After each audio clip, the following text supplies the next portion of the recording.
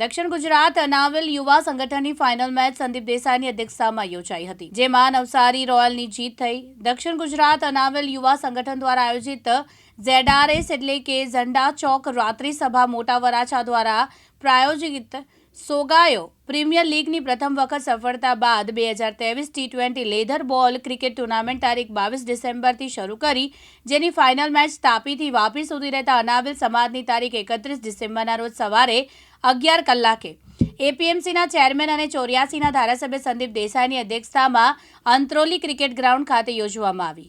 આ મેચમાં કુલ 8 ટીમના 120 ખેલાડીઓએ ભાગ લીધો હતો। ફાઇનલ મેચમાં દેસાઈ બ્લાસ્ટર અને નવસારી રોયલ્સ વચ્ચે યોજાઈ, જેમાં દેસાઈ બ્લાસ્ટરે ટોસ જીતીને ફિલ્ડિંગ લઈ નવસારી રોયલ્સે દાવ લીધો।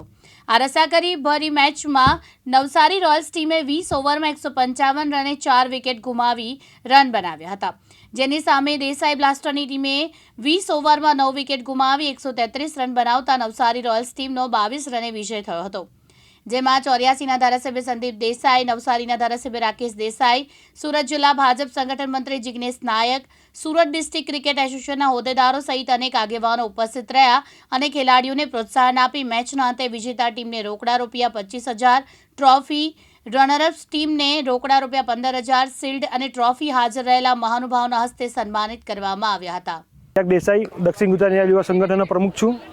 આ ક્રિકેટ ટુર્નામેન્ટનો આશય અમારો એવો છે કે દરેક અનાવિલ ભેગા થાય અને સમાજમાં એકજૂટતા જળવાઈ રહે, અને એના મેઇન સ્પોન્સર ZRS છે એને હું ખૂબ અભિનંદન માનું છું, અને જે આવક થશે એ વિધવા સહાય અને શૈક્ષણિક સહાયમાં આશરો છે અમારો એ આપવાનો।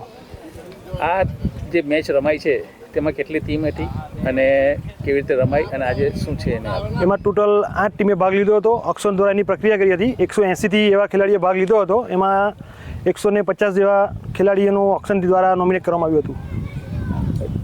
આજે ફાઇનલમાં કોણ કોણ આવ્યું છે અને શું છે? ફાઇનલ ટીમમાં દેસાઈ બ્લાસ્ટર અને નવસારી રોયલની ટીમ બંને આવી છે। રમેશ ખંભાતી, દિવ્યાંગ ન્યૂઝ, કડોદરા, સુરત।